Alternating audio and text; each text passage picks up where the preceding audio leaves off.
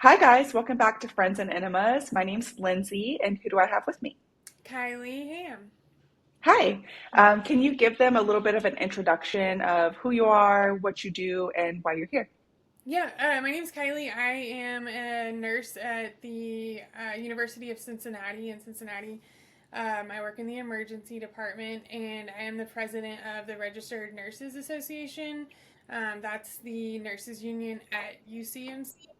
We have just under 1,700 registered nurses in our union at the hospital. Awesome. And I did want to say one disclaimer. I am not speaking for the hospital I work for. So, Sure. How did you grow up like hearing about unions, or were they pretty normal where you were?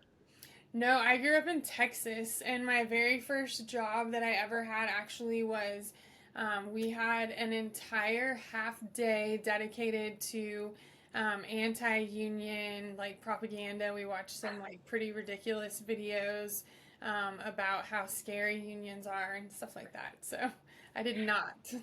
I'm from Oklahoma, so I feel the exact same. Whenever I first left my staff job, I actually went to a travel assignment that had a strike going on, and I did work a strike, which is a big no-no once you start learning about unions. And obviously, there's so many ways you can go with that, but I didn't know enough about it, mostly because of the anti-union propaganda that you just brought up. And when I would tell people that were from the West Coast or even some of the East Coast that, they were like, "What do you mean? That doesn't even make any sense how you wouldn't know how they properly work." I'm like, oh, it makes a lot of sense if you're from somewhere like where we're from. Yeah, right to work. Yep, that's Yep. a big thing. Can you explain kind of what a union's purpose truly is? Yeah, so a union's purpose is basically to give your collective a collective voice. So it's all of the nurses hopefully coming together. You're bargaining for the good of the majority, so that would be your rank and file union members. And it's giving, so you have a lot more power when you are joined together than you do as an individual. Your chances of walking into your administrator, HR, manager's office, whatever your setup is, and asking for an 8% raise or a 14% raise, whatever the ask is, and getting that as an individual is probably slim to zero. Yeah, Whereas with a union, you have the bargaining power as a collective, so you have a lot more power. that's really awesome. I think one of the first stories I heard about unions were pretty much nurses are going on strike, right? And what exactly do they typically bargain for besides higher pay? Because I think a lot of misconceptions are that we just want more money. Yeah, that's a big misconception. A lot of the things, so we bargain for things, obviously, besides high pay, which are still tied to things like benefits, PTO, maternity leave, paternity leave. But then outside of your financial and kind of like benefit targeted bargains, we bargain for workplace safety, safe staffing ratios is a big one right now. We bargain for just cause, like in a grievance process, some type of process where you have discipline that is coming down in a more fair manner, where you're not just going straight to you're terminated or you're on a final warning. We bargain things like time and attendance. We don't really have a say in the policy, but we have a say in the way that they dole them out and things like that when it comes to write ups or points. Again, whatever the system is where you work. Yeah. So backing up a little, because I kind of forgot to ask you, how long were you a nurse before you got into a union rep position? Um, so I'm pretty new as a union rep. I was a nurse for right around 10 years, a little over 10 years. So, mm. Very cool. So you definitely have a background in seeing what it looks like with and without a union. Yes. So when we moved here from Texas, I had been a nurse for I think about 2 years. And I did not know much about unions, and I initially worked in pediatrics at a non-union facility, And after having multiple run-ins with just like really, things that are supposed to work a certain way, but then you have managers that play favorites, or you climb your chain of command, and then you reach the top, and they're like, "Oh yeah, sorry, it's just the way we're doing it," and you have no way to fight against that. I went to a union hospital, and I love it. So. Yeah, that's exactly how I felt too. Once I had left my staff job that didn't have a union, and I started seeing how unions work. And yes, there are good unions and there are bad unions. Mhm. That's what I hear anyway, which I've never experienced a bad union personally. But just like there's good and bad in everything, could you tell us some of the goods versus, or maybe there's some things to look out for with unions? Um, I only have so I don't have a lot of experience with different unions. I think one of the things that you I guess would be on the lookout for is your level of engagement. So even once you win your union in a hospital, which is a whole process, you have to really, depending on where you work and the structure of your state, if you're right to work and all of these things, there's so many things that go into it. You really have to keep fighting for engagement and things like that. When that starts to fall, I mean, your power as a union is your collective. So, like, if you start dropping engagement and you don't have representatives and officers and board members that are working to keep that up, you can really start to kind of backslide and have to make up that ground again. When I got elected for the position I'm in now, we were definitely in a rebuilding phase as far as our engagement level and stuff. We're doing a good job on the upswing on that. We've done a lot of work around that, but it's always a process. It all ties to your contract campaigns and things like that. You finish a contract, and sometimes unions can be prone to like, oh, we're done with this contract, and they put too much time between um, getting ready for the next one. Like pretty much as Mm, soon as you finish, you need to start like re-engaging and getting ready to build the next one. So. yeah. Um, There was another contract I worked. It was like maybe a summer ago in Kansas, and the hospital I was at just got a brand new union, and some of the staff was for it, and some of them were very against it. But I didn't know, but they were about to strike there as well. Do you have any advice for staff that seem apprehensive or hostile towards other staff that are pro union? Yeah, I think what the best advice that I can give is to look at how against, especially when you're in the process of unionizing, how against unions the hospital can be, and how much money they will throw at keeping a union out. It is absolutely wild. And then they'll sit there and tell you, like, we don't have any money, like, you're gonna have things like mandatory overtime, you're gonna be on call all the time, like, it's gonna break the hospital. If unions were that bad, I don't think they would be successful anywhere. It's really about power, and the hospital has all of it when you are not in a union. And once you unionize, they lose a piece of that, and they don't want to give that up. So they want to stay in 100% control. And I think if you look at that and you look at how against it they can be, that should in my opinion, that tells me everything I need to know. Like if they were so terrible, they wouldn't be so successful. Oh, Um, yeah. Unfortunately, the they're because when you think about like the anti-union side, it's the shareholders, the CEOs, the top 10%. It's all of those people. It's all about capitalism. It's about all those things that have all the money and all the control, and they don't want to give that up. So um, that, in my opinion, tells me everything I need to know about why unions are so important. And then Absolutely. work that's done on the ground level is done by people that are working either for free or volunteering or working for very little paid hours. So, you know. Yeah, there's a lot that goes into it on the back end as well. Mhm.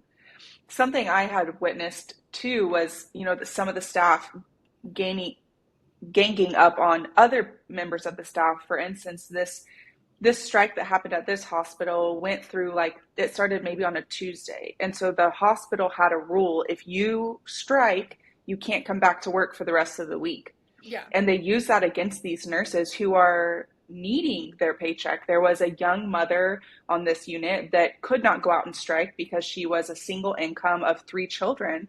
And then her staff members, her coworkers kind of turned against her. But I was like, it's not her, you guys. It's the hospital. Like, we all have the same boogeyman.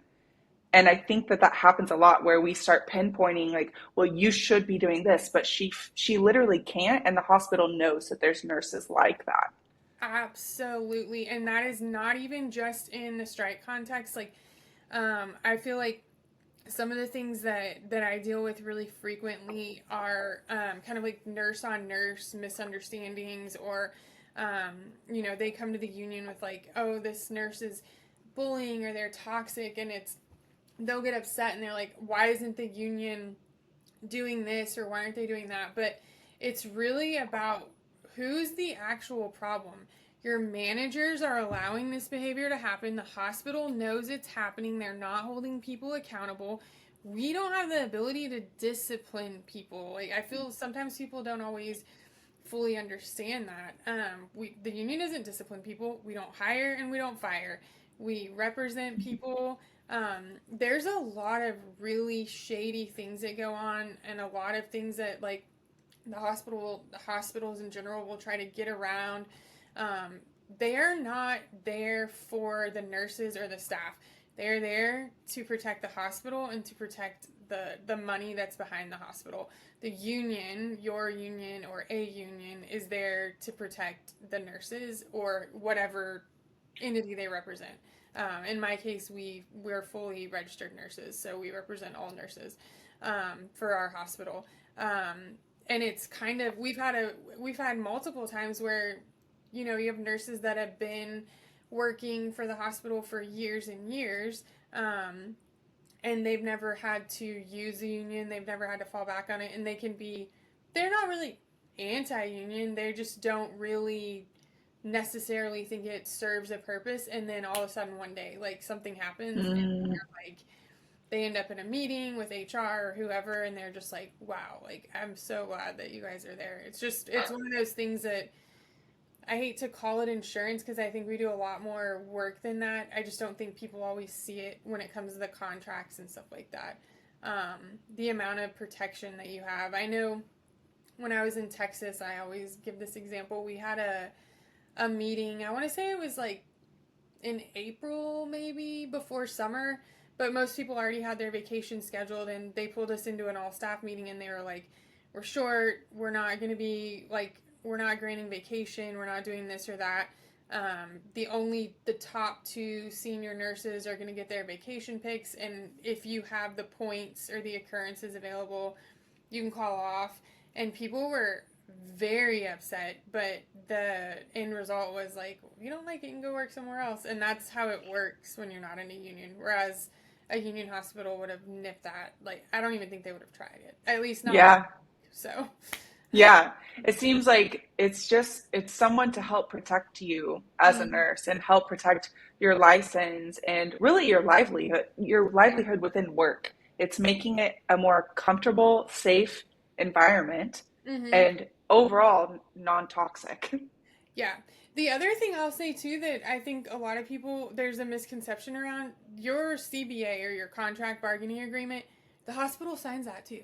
Like, they have agreed to that also. It's not just like the union came in waving, this contract around and slammed it down on the table. It's like, it is a long drawn out process to negotiation. And at the end of the day, everyone that's at that table signs it. So they were also in agreement to it. We're just tend to be a lot more, fanatic. That's not the right word. Like, a lot more hardcore about holding them accountable because Well, yeah. it's what it is. That's what we're there for. But they have agreed to it too. So, That's so interesting because, like you say, holding them accountable for it, like from a travel nurse's point of view, when I have a contract with a hospital, I have to abide by my contract, but they really don't, even though they signed the contract too. There's not a lot I can do when they just cancel me yeah. or they just decide, nope, we don't want you anymore. And it's like, I thought we both signed this contract, but clearly it feels very one-sided. Mm-hmm. Yeah, and I think that's again another thing that comes into that collective voice and like that strength in numbers. And I know you had talked about striking. I think when it comes to misperceptions about unions, and especially nurses unions, that is a difficult choice for nurses. That is not something that we take lightly.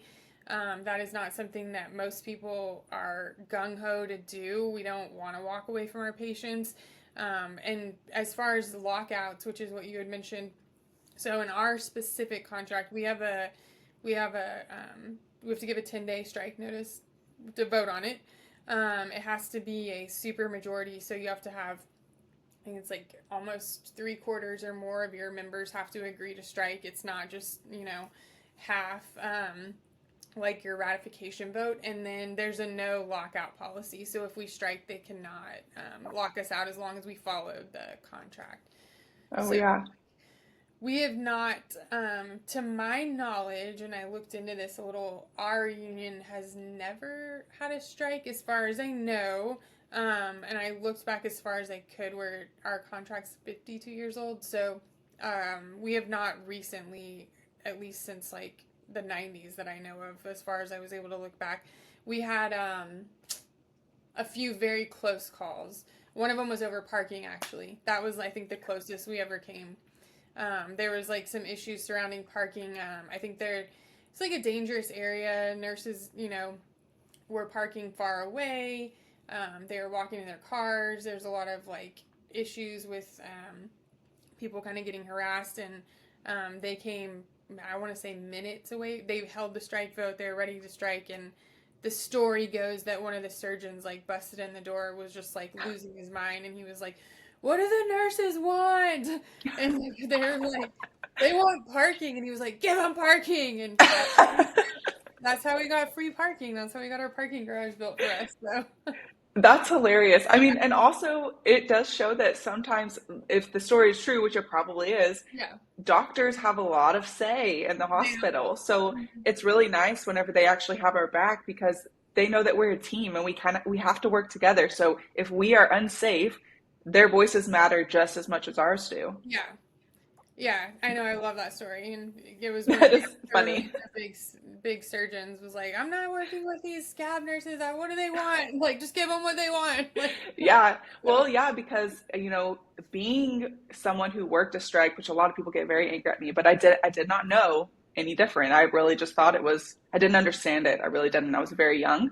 Um, but working in the conditions I did, I realized immediately how dangerous it was. There hmm were nurses that lied on their resume saying that they were CRT certified or ECMO certified and were in the ICU. None of them are any of those. We have to scramble to find other nurses that might be certified while giving out assignments, while some nurses choose just not to show up, or they leave, or there's so much angst and chaos that can happen during a strike. It's just not safe. But yeah, yet, like you said, the hospital signed a contract, but they're perfectly fine putting patients in harm's way to prove a point. hmm And I'm like, what is that? and it's wildly expensive for them too. They pay a lot of money for strike nurses, a lot of money, and usually, I know, at least in that case, I was told the one with the parking garage, they're already there because we were, they said it was like within an hour of actually walking out at midnight. Whenever they finally settled, and so they've already gotten those nurses there. They already have to pay them for. Usually, those contracts are pretty strict, where they have to pay them for so many days before, because they know that a lot of times the hospitals will settle, but it's still better for them to at least like settle the contract and be done. But around unionizing, there can be a lot of really nasty behavior. I had helped a little, been going to a few of the organizing meetings for some of the nurses in Dayton that are trying to organize right now, in Miami Valley, and they're fighting like hell right now. So we'll see what happens. Their hospital is nasty. So Not doing great. yeah. I have a question. There's something I hear typically around strikes or unionizing. If no strike nurses were to show up, the hospital knows what day the strike is. But hmm there's always this idea that, you know, blaming scab nurses or nurses that go to strike, saying like if you didn't show up, they'd have to ship the patients out to another hospital. Is that really how that would go, or do you think there will always be someone willing to take the contracts? You know what I mean? Usually they will actually go ahead and ship out most of their like sickest patients to other hospitals, and they will try to get down to kind of like bare bones prior to all of that.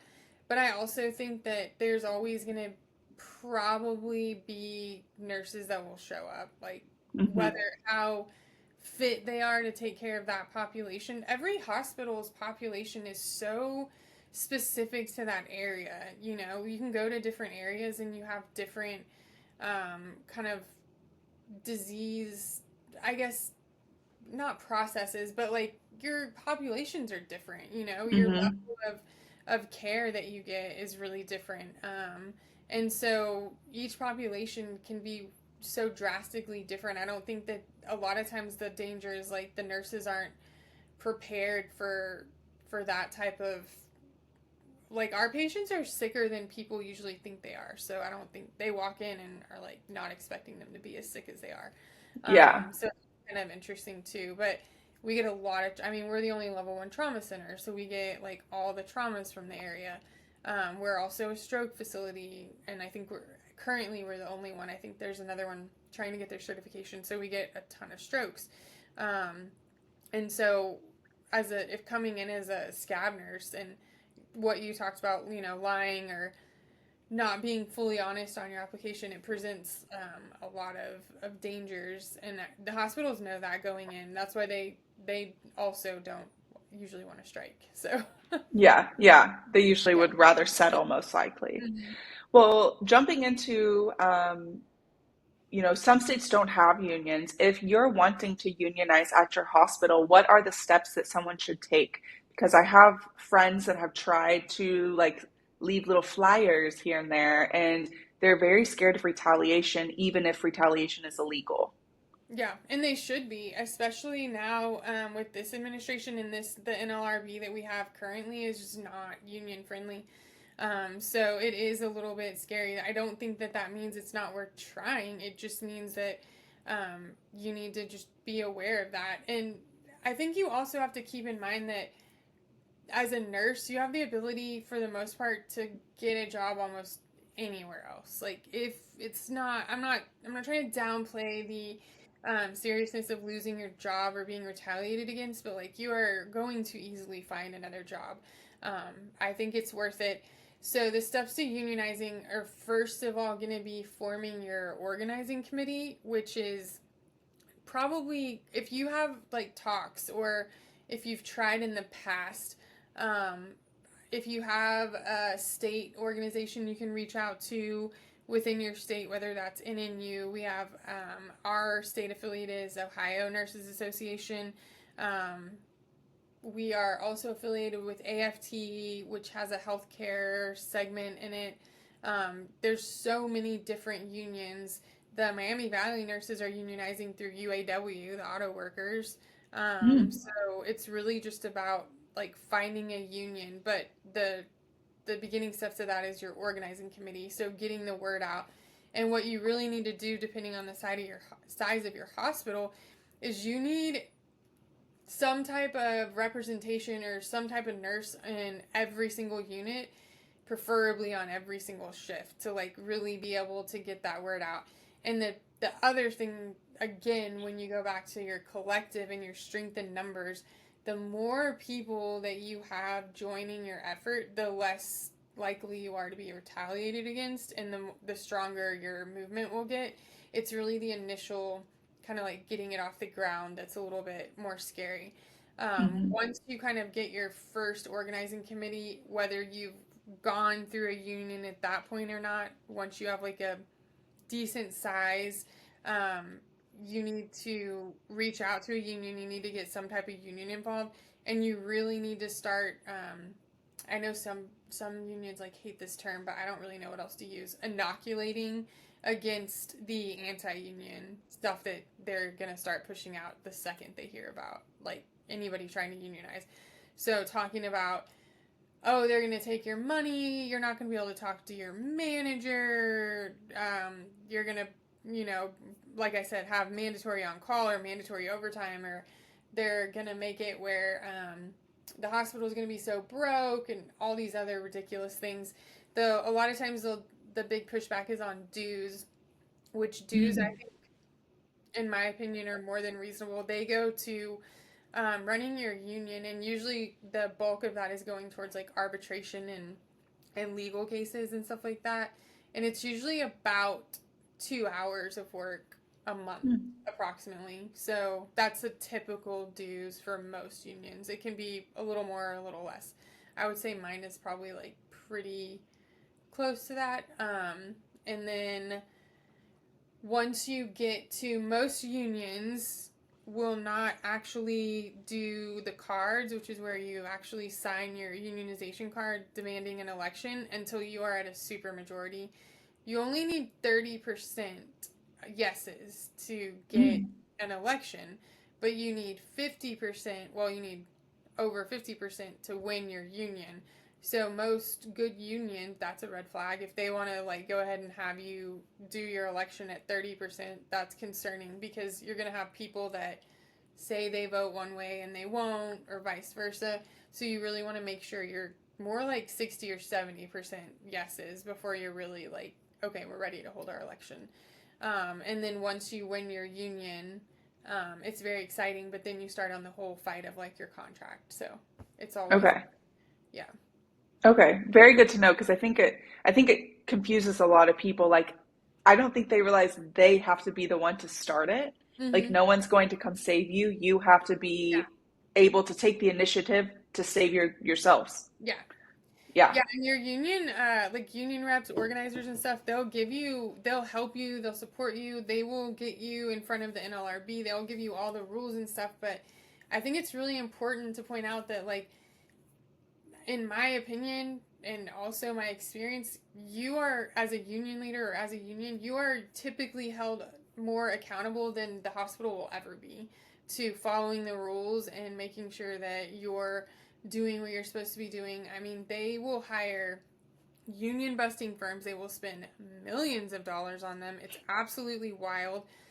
They'll come in and hold meetings, and they'll start sending out propaganda. And um, they had, what was it? The nurses that were in Miami Valley were passing out flyers because they got told they couldn't pass them out in the break rooms. And so they were passing them out in the public entrance, and they were told if they stepped off the sidewalk, they were going to be arrested. They had like police standing there, like waiting for them to like step off the sidewalk. And then they were told them they couldn't stop any cars, just like wild things. Meanwhile, the hospital has a whole firm inside walking around passing out all kinds of stuff, which is their right as a hospital, but it just kind of goes to show that like they are held to like a totally different standard. Oh Um, yeah. They don't play fair. yeah, it can be very frustrating, but like I said, I definitely think it is very worth it. No, they will never play fair. Like, so Yeah. I think the more I learn about hospitals too is just, at the end of the day, it's a business, hmm and it's business first. It's profit over patients, it's profit over people. And that was hard for me to realize as a new grad. I was like, no, that's not the fun, loving, caring environment I thought I was going into, but it's just the truth. And I feel like once you know it and you feel like you can change it, then that's more power for us, honestly.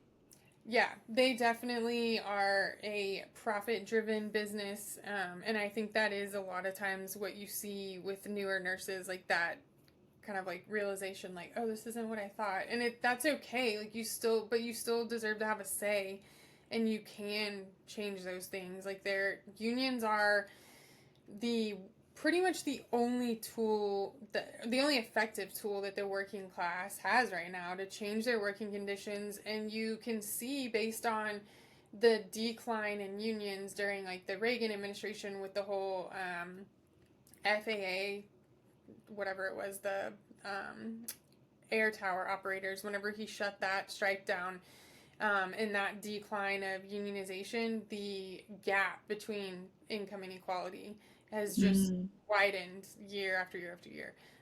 It's very, I mean, it's just, that's just fact. Like with the decline of unions, the difference in income inequality has shifted significantly. So That's interesting.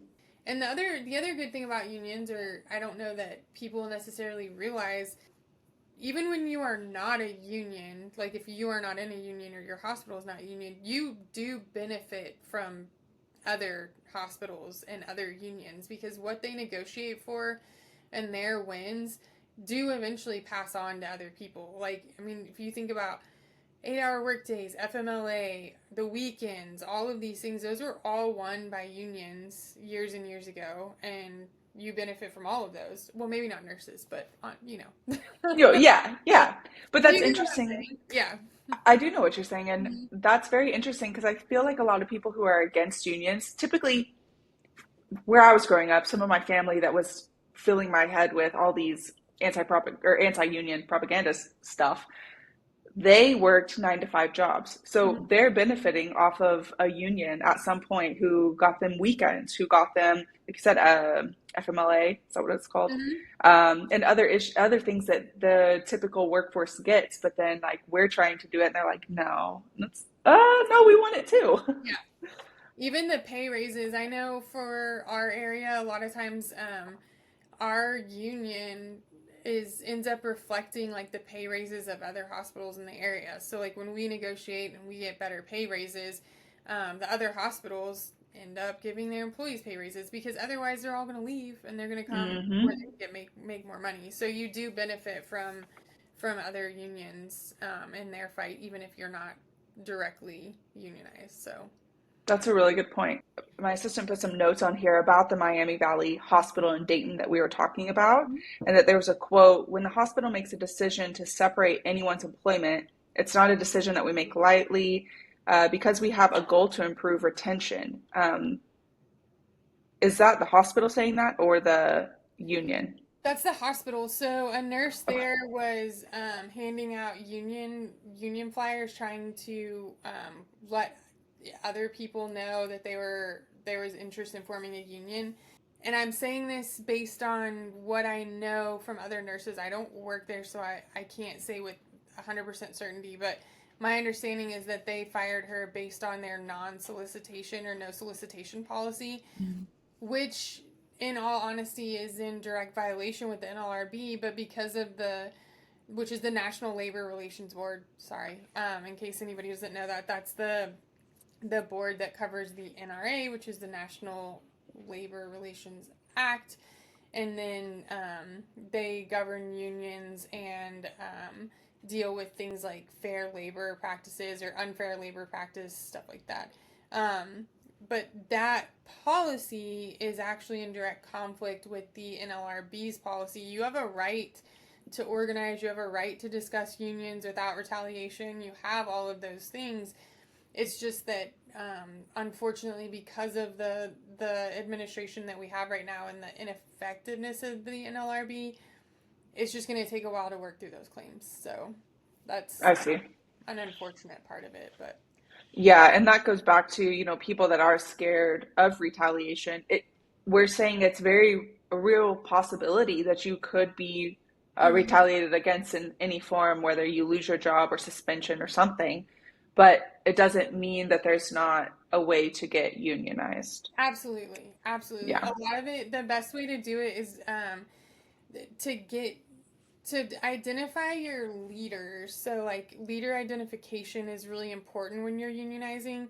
And the way that I kind of think about that is, if I'm gonna ask somebody, my favorite people to ask are your new grads, new hires, things like that. Um, I ask them, who do you go to when you have questions? If you are not sure of a policy or something like that, who are you asking? Who do you trust? Who kind of like, it's not always the people that you think it is. It's not always like your most popular. Like, some of those people can be problematic as far as, bullying or kind of Mm. being considered leaving people out or whatever.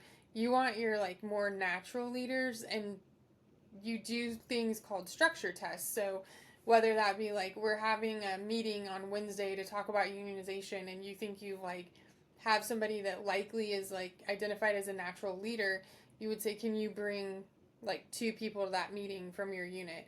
And if they can do that, if they can deliver and like show up with 2 people, then they probably are like considered somebody that would be really good to go forward. And I would also say you never want to rule anybody out as just because they start off as anti-union doesn't mean that they always stay that way. It takes one bad interaction from with them and management to kind of like go to the other side. And those are not infrequent a lot of times. So Yeah, I could see that. And also it management just takes, sacrifice them too, real fast. yeah. Oh yeah. I Yeah. mean, it's budget cuts. It's some units lose their bonuses, or it goes towards something else, and that's what I witnessed at the last hospital I was at that was forming a union. Was the conflict between management and staff was very high. Like you could feel the tension when you walked in the room, but it's because they felt like she left them high and dry, Hmm. and it's like, well, I see where they're coming from. Like, if we could all team together, it would Yeah. just be so much easier. Yeah. Absolutely. Is there anything else you think that we should talk about today with unions, if someone's looking for a union or new to it? I would just say so. The best thing, especially if you're new to a union or you start somewhere that has a union and you're not familiar with that, um, ask questions and ask questions of both sides, especially if you're trying to form a union. It's okay to ask questions, and I would get involved. So that's one thing that it sounds so cheesy and cliche, but when you are in a union or you're in a hospital that's unionized, like you're the union. Your union is as strong as you are. So if you just kind of I don't want to say complain, you're allowed to complain, but like do nothing to change it, or you're unhappy with the way your union is running, but you're not really getting involved, you're not offering any suggestions. It's more, it's honestly just complaining to complain. Um, there, I know that structures are different everywhere. Some unions are a lot easier to get involved in. Some of can be a little bit tougher, especially the ones that are like very well established, very like union proud, can be a lot more. I guess difficult to kind of get into. That doesn't mean that should stop you. That should even drive you even more. But um, like I said, I'm pretty new to unions, to being a union leader, a union rep, and I feel very passionate about it. It has given me a lot of relief from being at the bedside so much and a lot of like burnout there, but I still feel like I'm not only supporting patients now, like I'm supporting all these nurses, and I love it. Like the more and more shady stuff that I see hospitals do, and like the worst, like they can get so nasty and just it's unreal. The more gung ho I am. I've never been like more strongly or pro union than now that I'm in a leadership role, because I'm like, damn, they're like terrible. Like they Yeah, do you the see worst. all the background. Yeah, and I just don't think that people always see that. I didn't know that until I was, sitting in these meetings, and I'm like, God, you guys are awful. Like, how do you have Yeah. employees? And there's a lot of, and just, this is not my hospital. I'm talking in America on the whole. Like, there's a lot of ageism in nursing. Nurses get older and they're not appreciated. There's a lot of bullying. There's still racism is very rampant. Like all of these things, there's especially with the Medicaid cuts that are coming down, hospitals are making cuts to patient care that can be very questionable. Unions push back against all of that. Like we don't just fight for pay. That's probably the biggest misconception. I didn't mean to ramble there. I get No, all that's very good information. I mean, are you able to tell us like what some of the shady things are, or there's so we and this is as far as like I know in Miami, I'm not talking Miami Dade, I'm talking about in Florida. Um there were cuts to dialysis. So they, and I think it's happened in across different states, but they cut it with patients that are immigrants. They don't have legal status, so they cut them from 3 to 2 treatments a week, which they do to save money. And they quickly find out that not all of those patients tolerate that. The majority don't. That was one example. Um, they ended up in, ICUs. They ended up with crazy arrhythmias, super high potassium, like all of the things that dialysis flushes out of your system, and keeps you healthy. And I think the point there is that's not just like, that's a life supporting treatment. Like, they're cutting this, and it's very cruel. They try to say that they're doing it with labs. That's not the case, because if it was, then if people spend so much time getting dialysis, if they could cut a treatment and spend 2 days versus 3 days sitting in that chair for hours at a time, don't you think that they would just do that? Like, wouldn't that be like revolutionary in medicine, period? Like, just Right. so Right. that's one example I can think of off the top of my head. Some of the other things that really bug me is when nurses have a change in something that's going on with their life, like something happens at home with one of their parents, they're getting older and they're having to provide care for them. Something happens with one of their kids. Something's going on in their marriage, um, and they have a very long record of being extremely reliable, on time, showing up, all these things, and all of a sudden they have this like drop off, and managers are just yanking them into offices and writing them up for time and attendance instead of just like being a human being and talking to them and figuring out like, hey, what's going on. Like, that's the kind of stuff that bothers me. Or writing somebody up on night shift for like nodding off. Like, yes, I get it. They're not supposed to. Like, give me a break. Like, you Hmm. work 9 to 5. Like, you sit there at 4 o'clock in the morning in the witching hour, like in front of a computer, when you have one night where it's not completely wild, and like, tell me you're not like nodding off. Like, Hmm. I just feel like there's ways to approach it where it's you can treat people like humans and not just Absolutely. go to termination. And those are, I've seen, our union address many of those things. Um, That's cool. yeah. Yeah, that's cool because I feel like what you're saying is like we've lost humanity. We've lost the tribe, the society that, keeps us all going. And Hmm. like you said, like if someone's not like I could never imagine writing someone up for something so stupid because we're all human at the end of the Yeah. day, like you said. I get it. Like, you have a duty to your patients. Like, you're not supposed to be sleeping, but if you're not like wrapped up in a blanket laid out across the chairs, like, give somebody some benefit of the doubt, you know? Like, Right. Right. or just Especially like relax a one-time for you. occurrence versus like their behavioral patterns. It's like, come Exactly. on, guys. Yeah, Yeah. exactly. Everybody makes mistakes. Everybody's human, and I think everybody's deserving of second chances. And I guess on that note, I'll say one thing that I think is very common with unions that I hear is that they support lazy workers or things like that. That could not be further from the truth. I would never want to work next to somebody that is unsafe, that is not equipped to do their job. Like, and I think that is especially true for nursing unions. I'm not going. I've had some very tough conversations with nurses. I have no problem telling you, like, you need to like shape up, or you need to make changes. This might not be the area for you. Like, let's see what, whatever the conversation is. But I'm not one that's going to stand by and like let somebody be unsafe and just like, if that was even a thing, like hide behind the union somehow. Like I said, we don't have Hmm. the ability to stop, hire, fire, discipline.